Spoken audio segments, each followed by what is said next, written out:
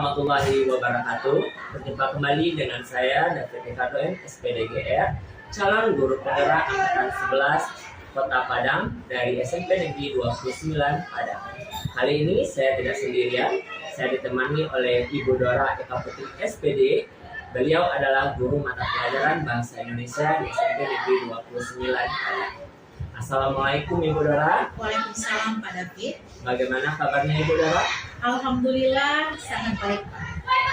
Alhamdulillah ya Bu ya. Hari ini kita akan adakan percakapan pra-observasi. Sebelumnya saya mengamati jalannya proses pembelajaran yang Ibu Dora lakukan di dalam kelas atau sebelum saya melakukan proses supervisi di kelas. Baik Pak David. Adapun dilakukannya supervisi ini adalah untuk mengetahui dan juga untuk mengevaluasi jalannya proses pembelajaran yang Ibu lakukan dan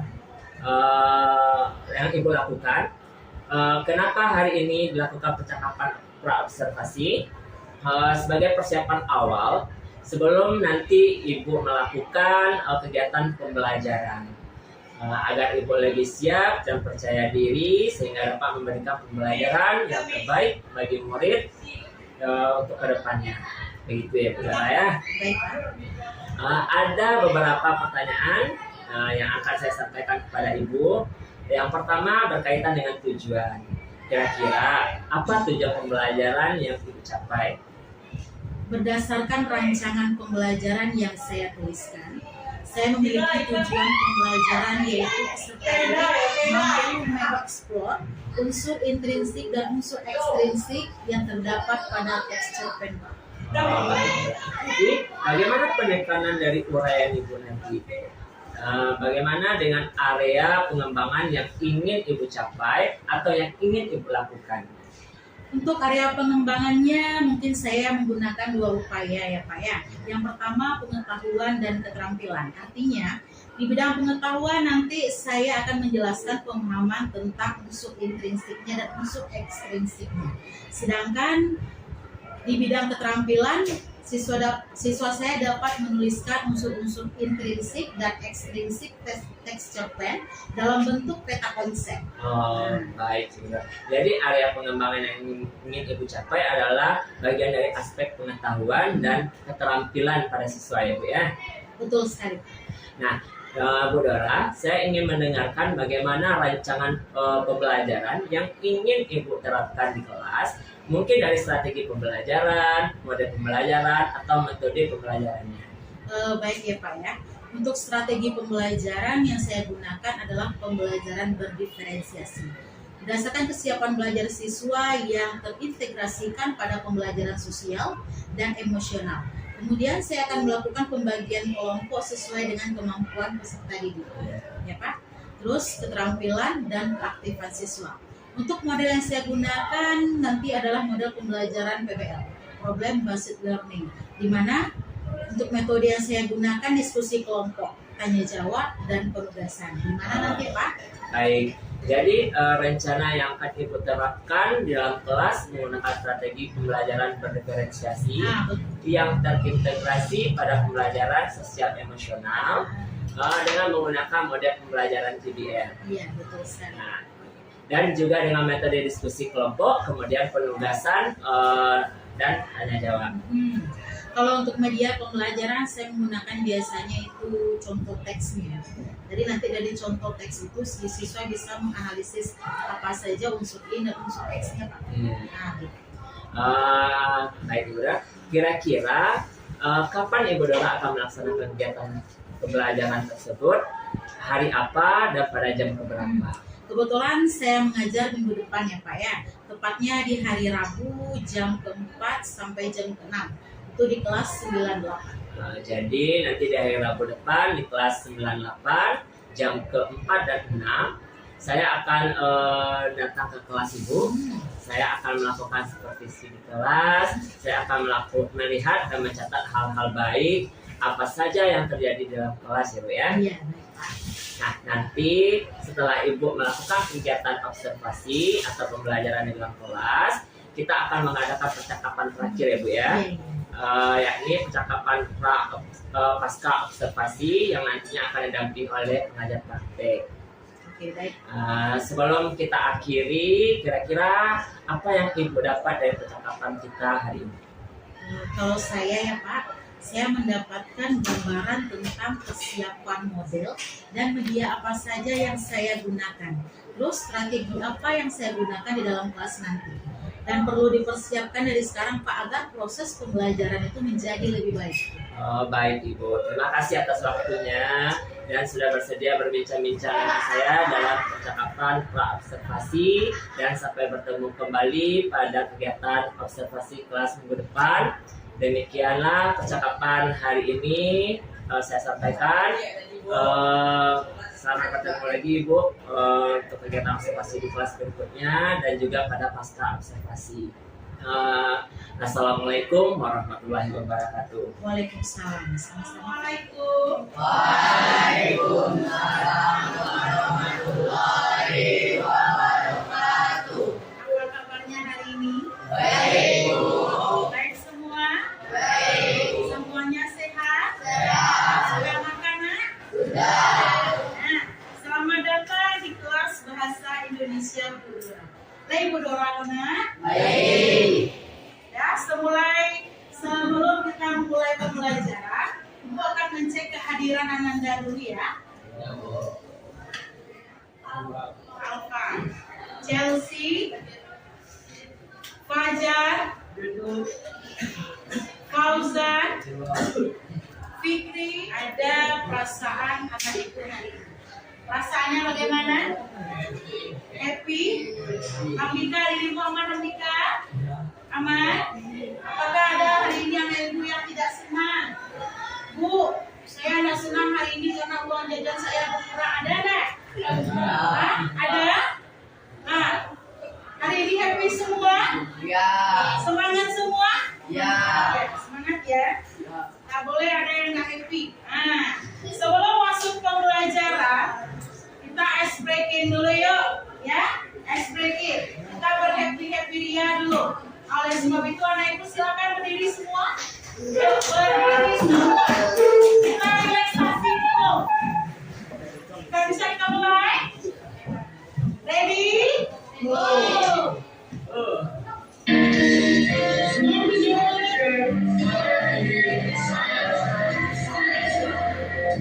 Bagi semuanya.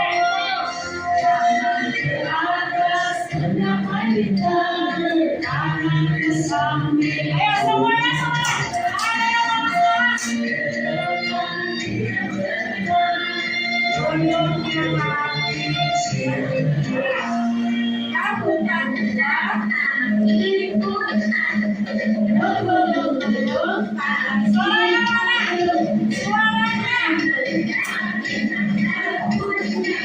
kanan, kiri, atas, bawah, sini,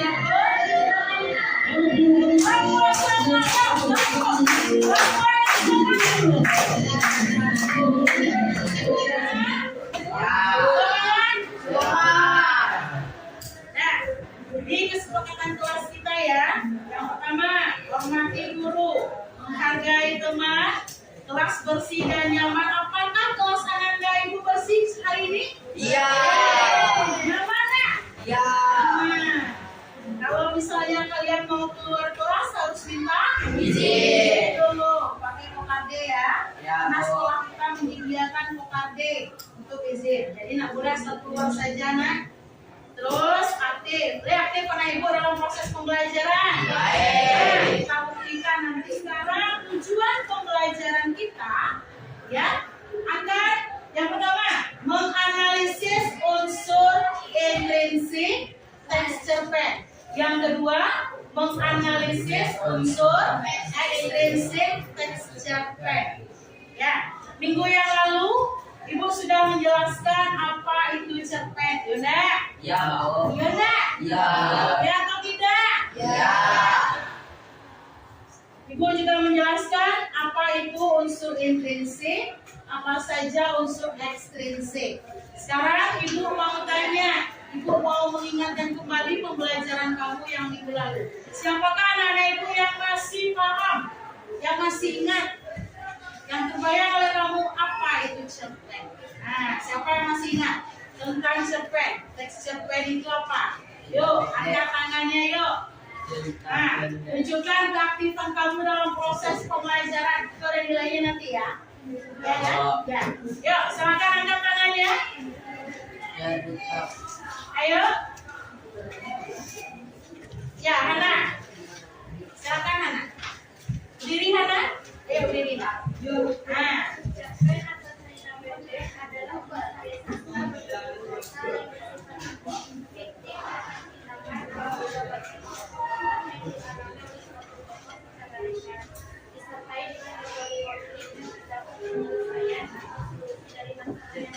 Bagus sekali, berikan tepuk tangan. Cerpen itu semua kalian sastra? Ya. Ya. Bentuknya lebih pendek? Ya. Ya, lebih pendek daripada novelnya. Kalau novel dia lebih panjang. Kalau cerpen dia lebih pendek. Tuh, cerpen. Sebuah karya sastra berbentuk fiksi. Ya, itu ada lagi unsur intrinsipnya. Sekarang ibu mau tanya lagi nih. Anak ibu yang masih semangat, tepuk konsentrasi dulu nah. Tepuk konsentrasi.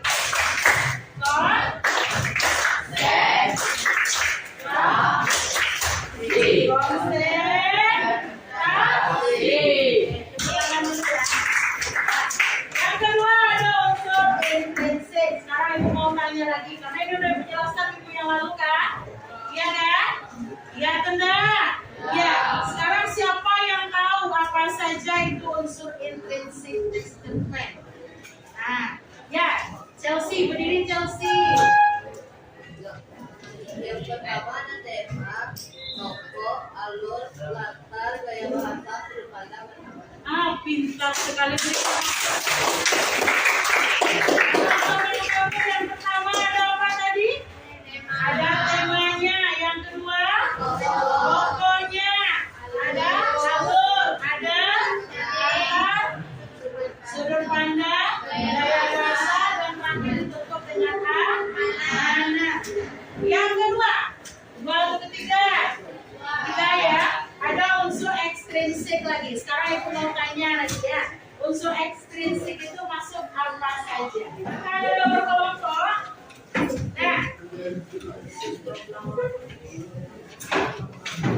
sekarang tugas untuk anak ibu ada tugas berkelompok. Dengar dulu, dengar ke depan semuanya menghadap ibu.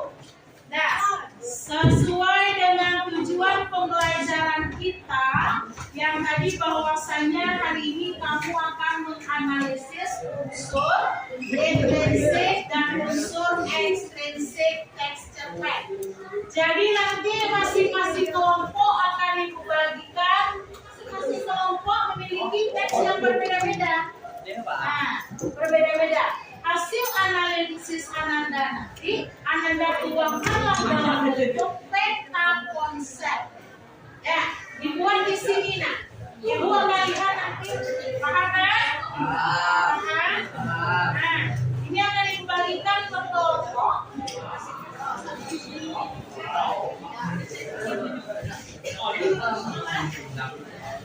Jadi,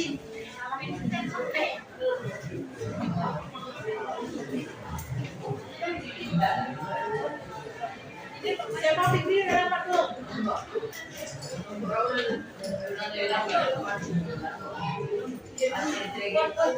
Siapa yang belum dapat lagi nak? Ada yang belum dapat? Komponennya namanya? Udah, Bu. Nah semua. Nah sekarang ibu akan membagikan yang namanya kertas sekolah. Ini kertas sekolah. Tolong dibuatkan satu untuk sini, satu untuk sini, satu untuk belakang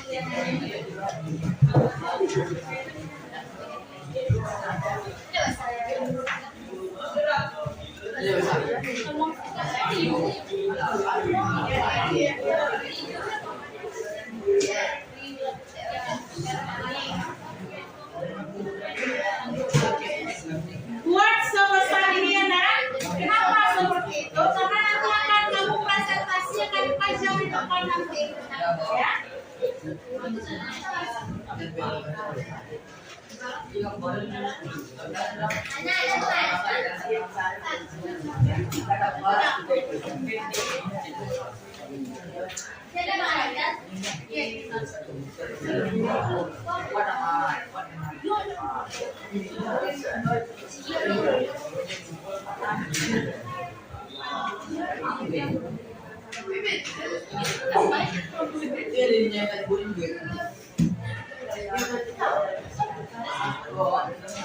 Ingat ya, selama kerja kelompok, Ibu akan menilai masing-masing kelompok dan masing-masing individu.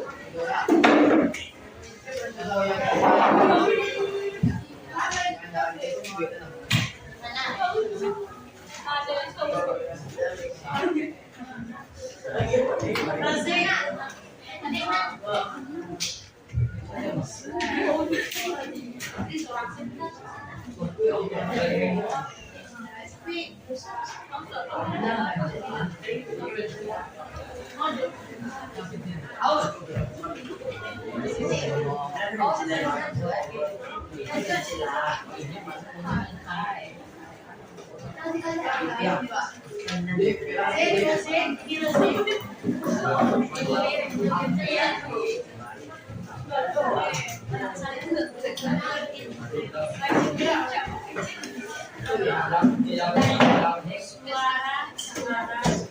Yang mengerjain kelompok, tangan atau mulut, ingat ya, dalam kerja kelompok itu akan menilai 3 aspek dalam proyek dalam makanya sesuai dengan kurikulum mereka ya, jaga diri, bernalar kritis, dan berpengalaman. Di pokoknya lain nanti suaranya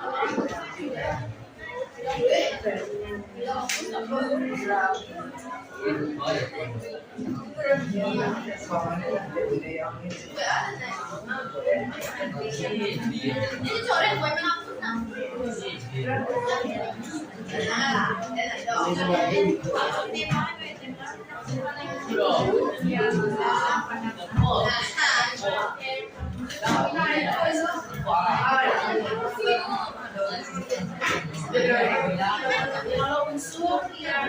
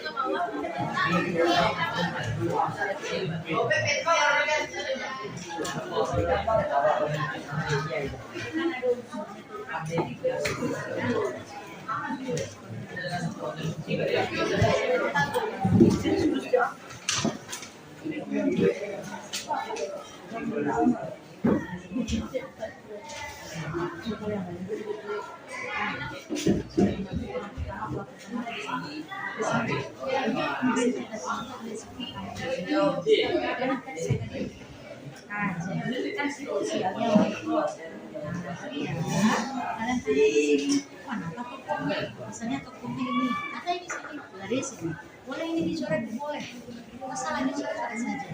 Nah, pasti dia tanda di sini, topungnya, pasti tanda di sini, jadi setiap ke depan kalian mulai nanti. Nah, siapa poinnya? Dimasuk saja. Ya, paham ya? Nah, jadi teman kamu bekerja, kamu kerja. Ya, ya sama. Kan masing-masing kamu ada nilai. Ya.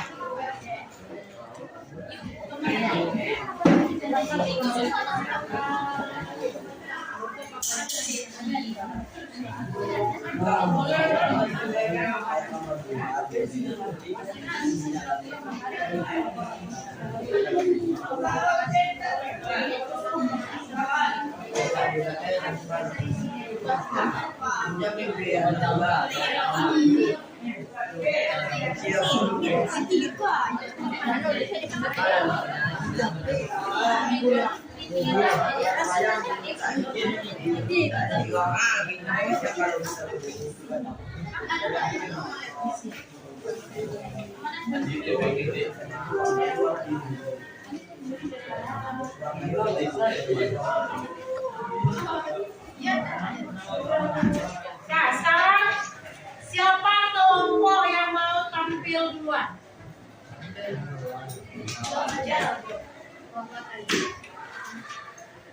Ya, Geno, silakan. Pakai double tick Geno.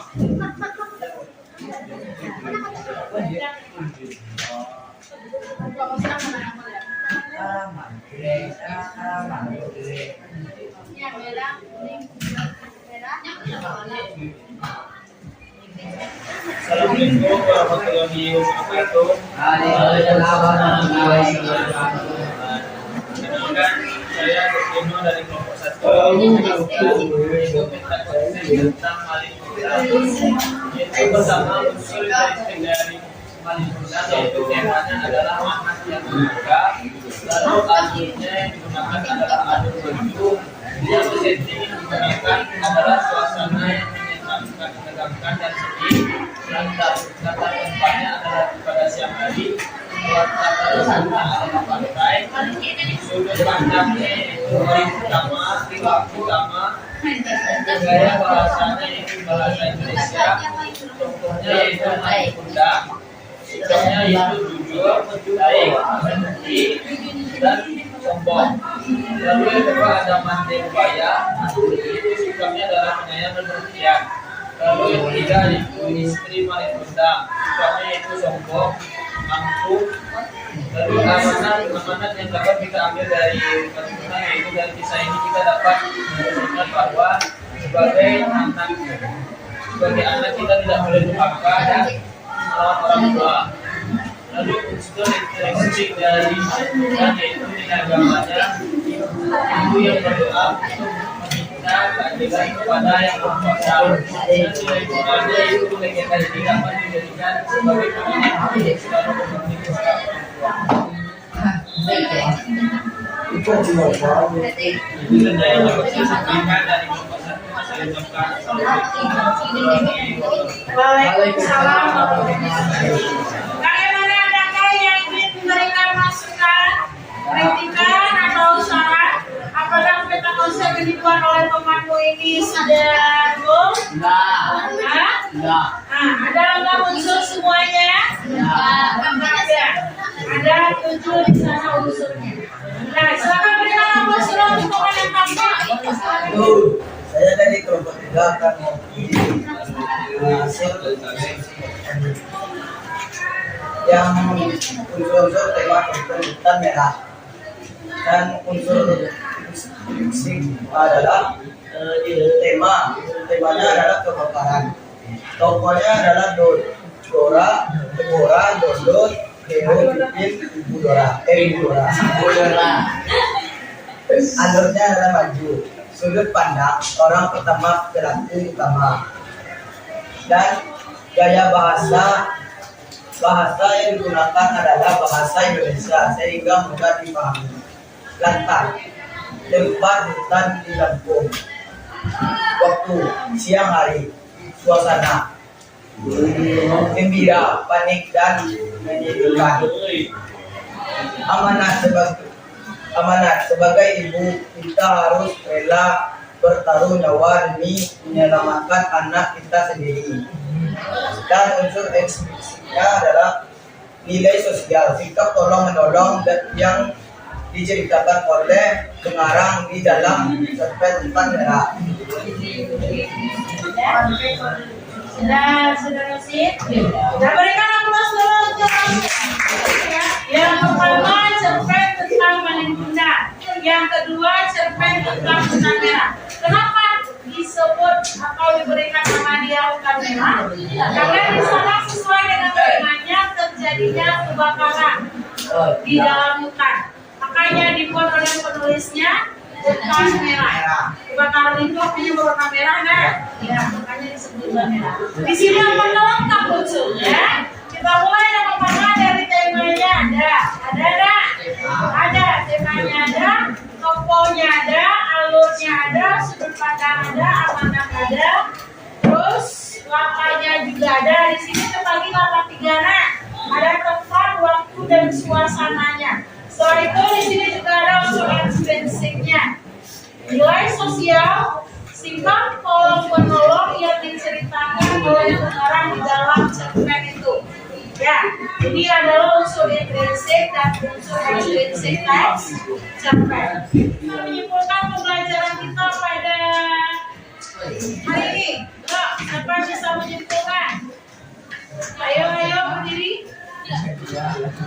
Satu orang siapa yang bisa menyimpulkan, anak? Silakan berdiri, anak. Nah, simpulkan dengan unsur E dan unsur S-nya.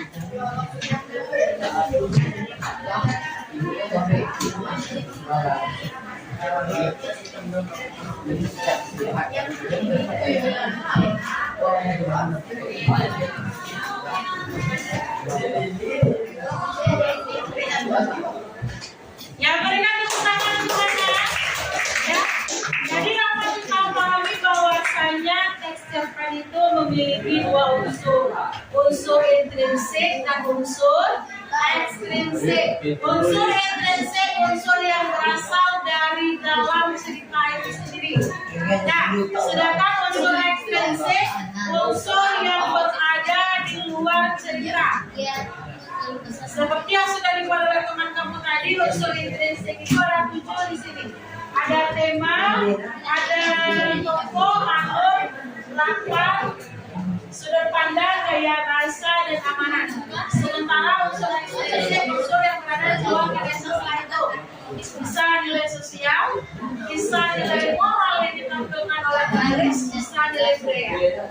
Ya, sampai di sini ada yang mau ditanyakan? Ada nggak? Nah, sebelum pembelajaran Ibu tutup, silakan keluarkan kertas 1 lembar. Sebelum pembelajaran Ibu tutup, silakan keluarkan kertas 1 lembar. Sudah? Nah, Ibu akan memberikan refleksi terkait dengan pembelajaran hari ini. Yang pertama, bagaimana perasaan kalian dalam mengikuti pembelajaran hari ini? Senangkah? Sedihkah? Oke, aku tulis dulu. Bagaimana perasaan kalian dalam mengikuti pembelajaran hari ini? Nah, sudah? Bu, pakai emoji dosa itu bukan saja dengan tulisan senang atau sedih kamu hari ini. Yang kedua, bagaimana perasaan kalian dengan materi pembelajaran di hari ini? Cerpen, apakah menyenangkan? Apakah membosankan? Jawabannya ini 2, menyenangkan atau membosankan? Biasa aja. Atau biasa aja. Terus yang ketiga, Kalau lumayan menyenangkan beli mobil. yang ketiga, setujukah kalian dengan cara pembelajaran pembelajaran yang dilakukan dalam pembelajaran hari ini? Setuju, Mama. Setuju? Kalau setuju, silakan dibuat setuju. Kalau tidak, apa tidak setuju? Sudah selesai? Silakan ditumpuk ke depan. Berikan perwakilan di kelompoknya masing-masing.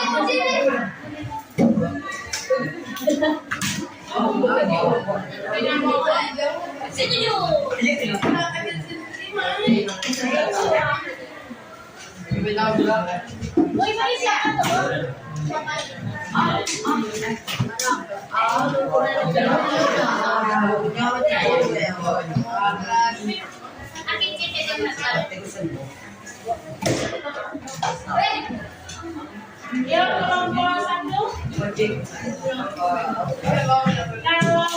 satu.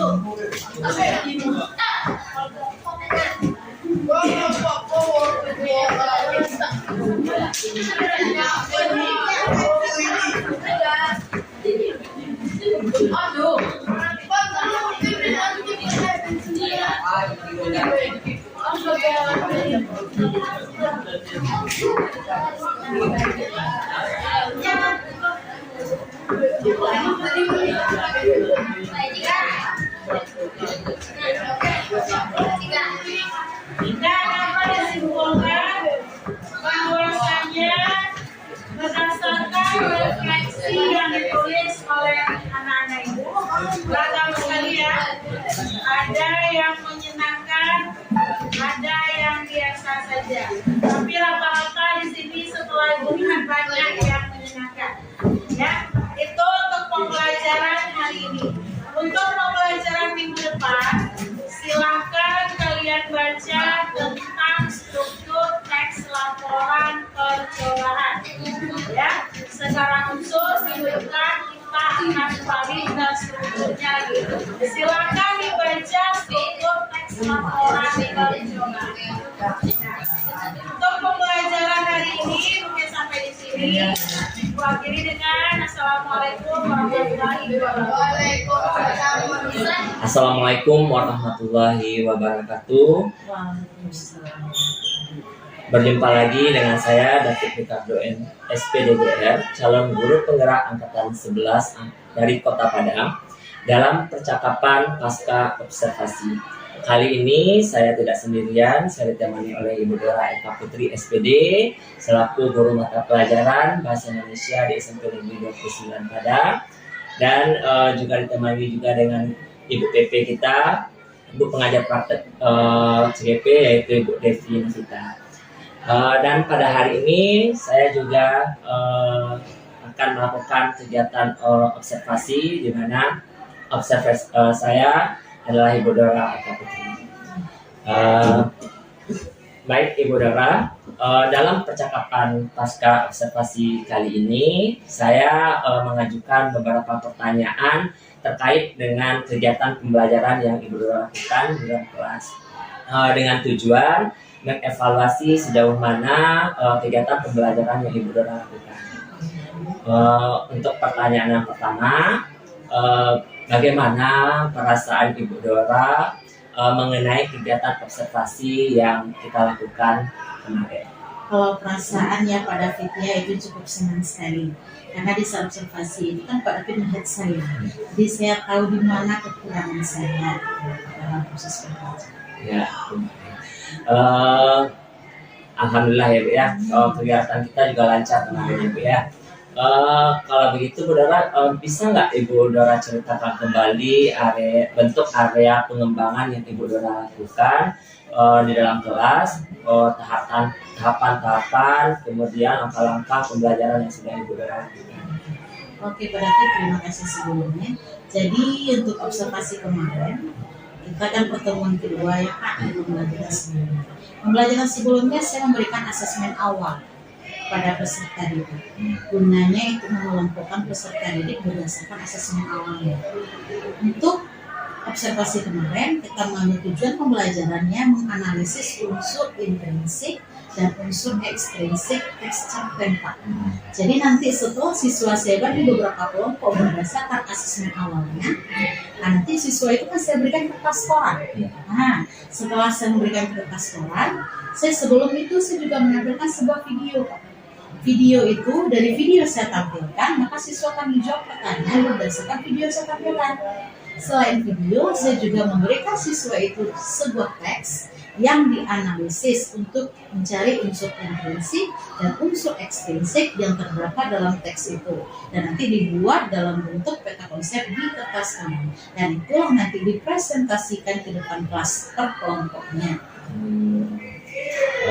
Berarti apa yang kita lakukan kemarin itu udah sedikit berjalan dengan lancar ya Bu Dora ya. Lalu mengenai area pengembangan yang tadi, apakah masih ada nggak terkendalanya dalam proses? Ada Pak David. Saya mengelompokkan siswa kan berdasarkan asesmen awalnya. Ternyata asesmen awal itu tidak menjamin juga aktifnya siswa, kreativitasnya. Karena dalam siswa itu kita ketahui ya Pak David ya, bahwa peserta didik itu unik. Sesuatu yang unik, dia memiliki karakteristik masing-masing, dia memiliki gaya belajar masing-masing. Kalau kemarin saya mengelompokkan berdasarkan asesmen awalnya, bagi anak yang low, banyaknya hanya lalu hanya meninggalkan, tidak ada kontribusinya di dalam kelompok. Berbeda dengan anak yang tinggi kan? Ya. Nah, pasti dia lebih banyak, dia mencatat, dia yang pas dalam ini kan kita konsep berbeda dengan anak yang low. Nah, jadi itu yang pertama. Terus yang kedua, karena pengelompokan berdasarkan asesmen awal saja, saya tidak mengetahui gaya belajar yang dimiliki oleh masing-masing peserta didik. Jadi setelah observasi kemarin Pak David, saya bertanya, kebetulan di SMP 29 ini ya Bu, banyak sekali guru yang GP, banyak sekali yang PP. Dan saya juga bertanya kepada guru GP, CGP, PP, walaupun guru yang teman-teman sejawat saya, yang satu KKG. Bagaimana menurut beliau? Dan ternyata memang saya cobakan gaya belajarnya. Jadi untuk materi kedepannya Pak David, saya akan mencobakan berdasarkan gaya belajar yang dimiliki oleh peserta didik. Apakah ada perubahan nanti atau tidak? Itu yang belum saya cobakan. Dan itu insya Allah nanti minggu depan, berhubung minggu ini kita project, jadi minggu depan itu insya Allah saya laksanakan. Baik, berarti ada kekurangan pada pengelompokan siswa ya Bu Dora ya. Berarti untuk pengembangan selanjutnya itu dilakukan pada setelah project. Setelah project. Baik. Semoga nanti perubahan yang kita lakukan bisa berdampak terhadap siswa maupun teman-teman yang lainnya nanti ya Bu Dora ya. Ini ya Pak David ya, berhubung gaya belajar siswa kan ada audio, visual, ada kinestetik. Otomatis kita sebagai guru menyediakan berdasarkan gaya belajarnya. Walaupun agak repot ya, karena gaya belajarnya 3, tentu kita buat media 3 juga. Nah gitu Pak David. Tapi seperti semboyan guru penggerak kan seperti itu. Guru menghamba kepada murid. Bukan berarti guru itu menyembah kepada murid. Enggak. Tapi kita guru menyesuaikan apa keinginan murid. Nah, gitu. Itu menurut saya Pak David. Iya, bagus sekali Bu Dora ya. Berarti sudah ada rencana ke depannya bagaimana membawa perubahan untuk anak maupun dengan teman-teman sejawat lainnya. Baik, terima kasih Bu Dora. Semoga dengan apa yang perubahan yang Bu Dora lakukan ini bisa nanti saya lihat kembali, saya tinjau kembali dalam kelas pada saat itu. Baik, demikianlah rangkaian kegiatan supervisi akademik mulai dari pra observasi dan pasca observasi. Sekali lagi saya terima kasih kepada Ibu Dora yang telah meluangkan waktu dan kepada Ibu PP kita, Ibu Devi Novita. Itulah hasil kegiatan kami dan saya akhiri. Wassalamualaikum warahmatullahi wabarakatuh. Waalaikumsalam.